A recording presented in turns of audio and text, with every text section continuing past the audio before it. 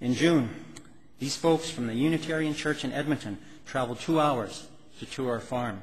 I gave a PowerPoint presentation at their 100-mile supper in November of last year.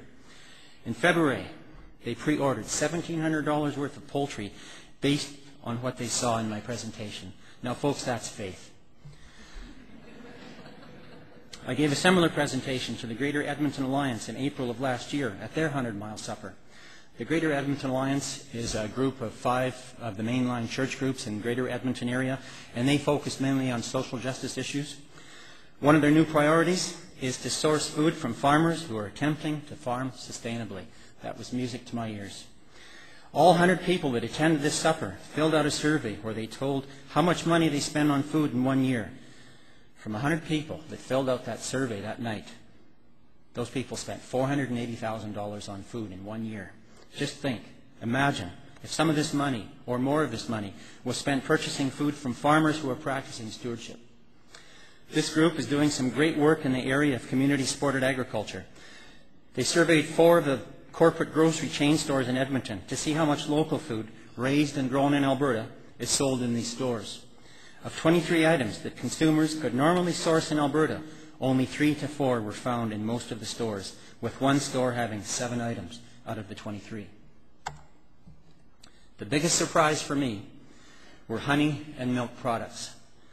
The majority of honey on the store shelves comes from Argentina, even though Alberta produces a great supply of honey.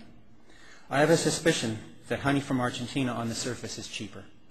Although Alberta has many dairies, various milk products can come from outside the province. This makes me question whether Alberta truly is in fact the land of milk and honey.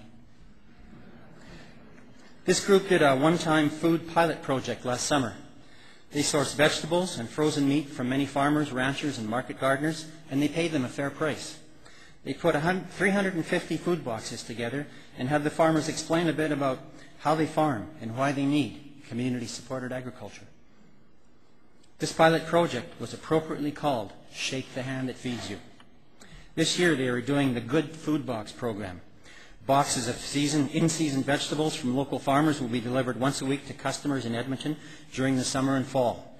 Next year they are considering a weekly project with boxed meats. As farmers, it is so important to connect with groups like this. It presents an opportunity to explain that growing food and caring for the land has a cost, and that these initiatives help to support and maintain stewardship on our farms and ranches. They want to hear stories of farmers who are caring for creation.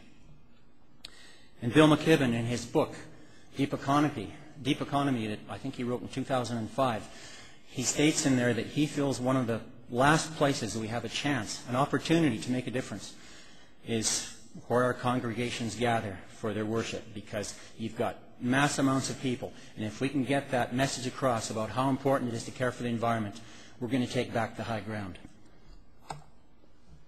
Another way that we found to attract consumers is through our website.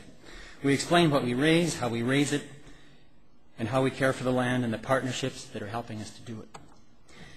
You may have noticed this cabin in a few of the pictures. It overlooks the wetland, which is one of our favorite places on the farm.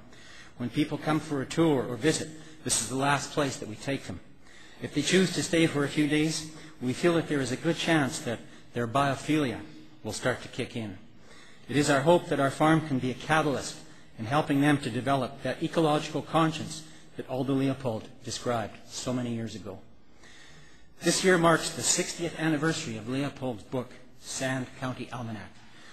On the Leopold Center website, I recently read about an 84-year-old lady by the name of Lotus Miller. She learned about conservation from Leopold and was a student in his last class in 1949. She said that Leopold knew that if we were going to save wildlife, we would need farmers on the land to understand these things.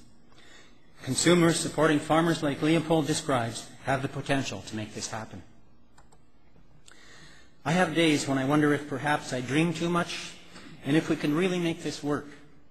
On these days, I gaze at this picture and contemplate until my batteries begin to recharge. We've placed these nesting floats in our dugouts for Canada geese. When the goose and the gander show up each spring and start to raise a family, they give spirit to our farm. And this spirit teaches many valuable lessons. This nesting float is 100 meters from the house, We are able to witness on a daily basis the commitment of the goose when she starts to set on her eggs and the support of the gander. The goose sets on the eggs for 25 to 28 days through heat, rain, sleet, hail, snow, and cold, windy days. For some reason, she doesn't give up because she must firmly believe that what she is sitting on is important to the future of her young and perhaps even her species. The first year that these geese arrived, the eggs had still not hatched after 28 days. After 30 days, I felt the eggs must be infertile. Marie, she gave them a few more days, and then she too began to wonder. On the 33rd day, as you can see, the goslings hatched. The goose stayed on the nest until the very last egg broke open. For me, this example from nature is a strong reminder that our commitment to stewardship has to be patient. It has to be persistent because it is so important to the future. Will we succeed? Martin Luther King didn't say, "I have a plan." He said, "I have a dream." As farmers, we need to both plan and dream that we will succeed, and we must convince consumers to share this dream. The more successful we are in getting this message out, the healthier our landscapes will become. Communities supporting agriculture that is influenced by stewardship will make this dream come true. Thank you.